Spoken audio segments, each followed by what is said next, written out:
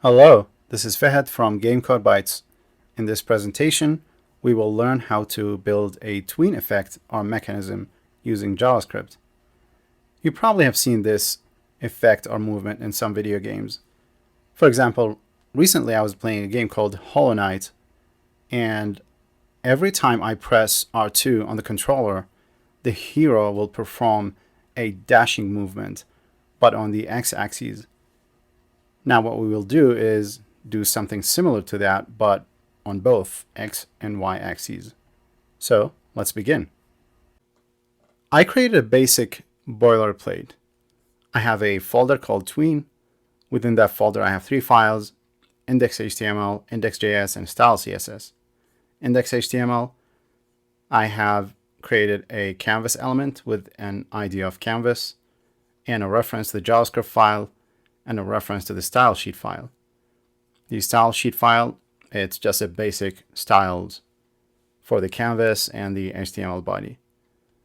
Now the index.js, I created a canvas element and I referenced the canvas, which is the one we created or added in the index.html.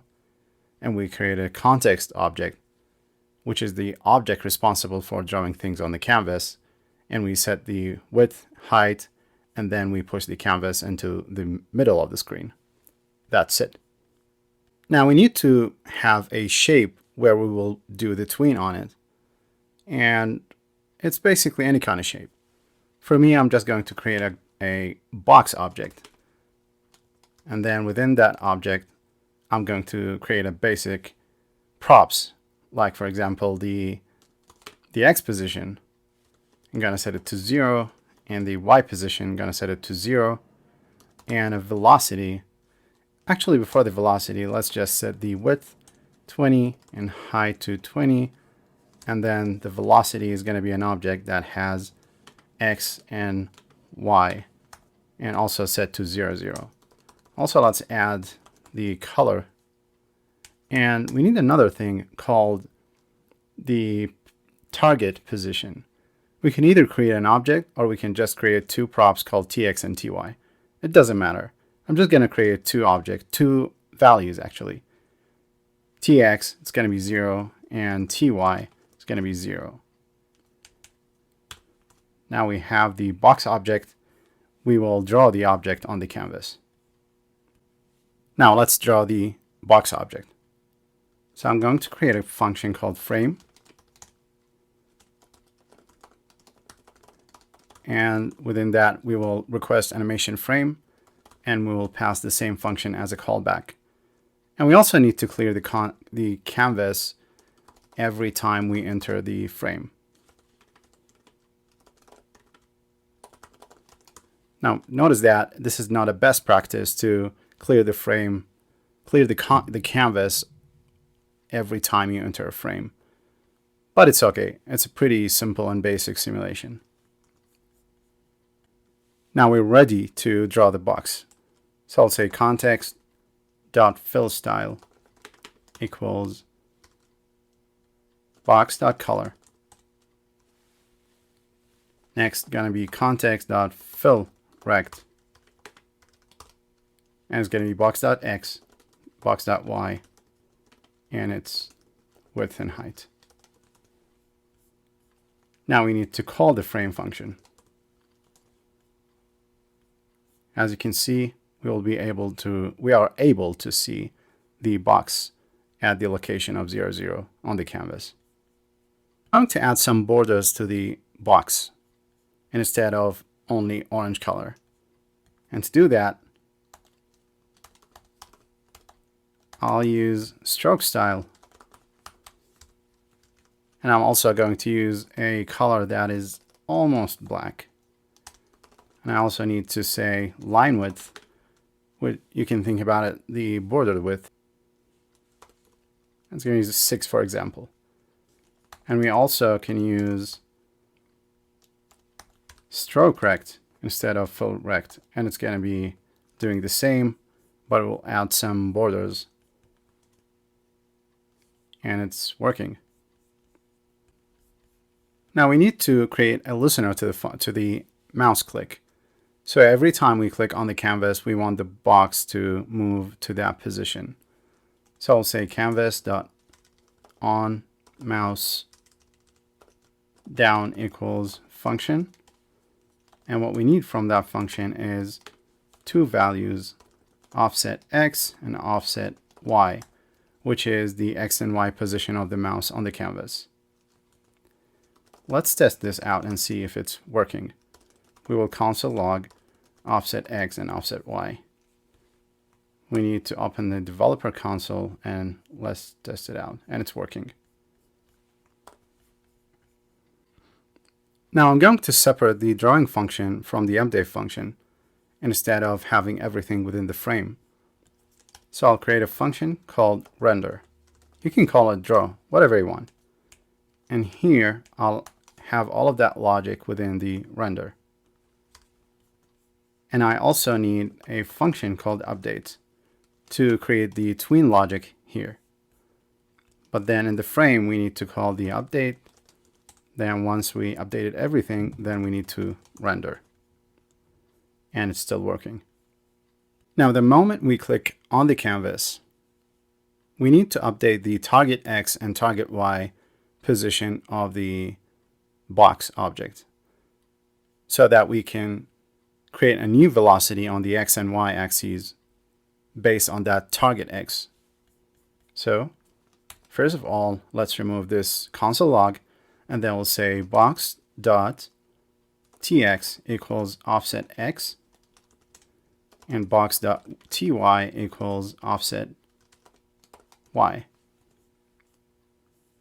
Now in the update function, we'll do it this way. We'll say box.vil.x equals box.tx minus box.x. And the same logic goes for the y, the velocity y, and the position on the y-axis for the box. Next, we need to update the position based on that velocity of the box. Plus equals box.vil.x, and same goes on y. Now let's test this out and see what's going to happen. Okay, now let's click. Well, actually it's working, but the problem is that the moment I click something, I clicked on the canvas on any location, you can think about like the velocity is going to be the exact magnitude from this box to here, to this location. So that means the next frame, immediately the box is going to be transitioned into this location. So we need to fix this.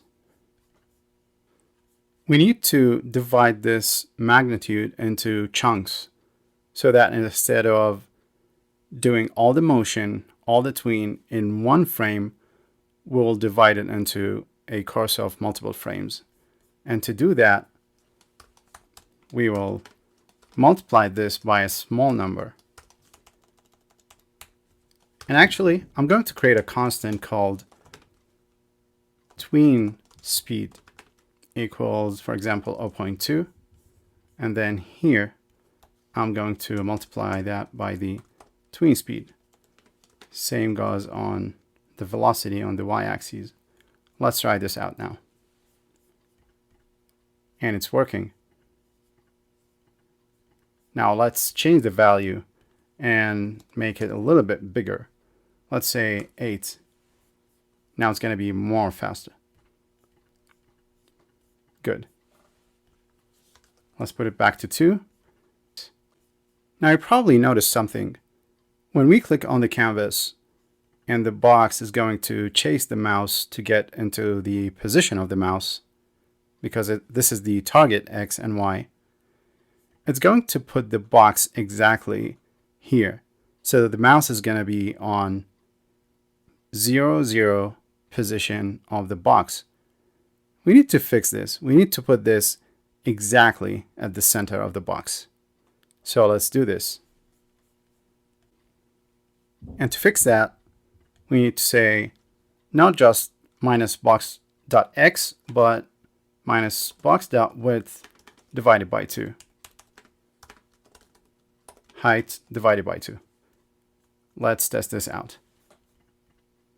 And it's fixed. It's working now. Now, if you want to build a game or a simulation with a high performance, you shouldn't do this. You shouldn't do this calculation box.width divided by 2 and box.height divided by 2 every time you enter the frame, because it's always going to be the same value, and the division operation is pretty expensive on the CPU, so you can just pre-calculate this value here or add a constant called half width and then just use that constant instead of every time recalculating this value. But for the sake of making things more readable, we'll just keep it this way. Now let's add a small tweak here. Instead of putting the box initially to this position 0, 0, let's just play around with the tx and ty. So I'll say width divided by 2 and minus, for example, 10, which is half width of the box. And actually height divided by 2 minus also 10. So every time you start the simulation, it will go to the center of the canvas. Now let's do a small test by changing the width and the height of the box and see if it's still working. So let's do width 100 and height 50. Okay, it's still working. And let's do the exact opposite. And it's still working. Good. All right.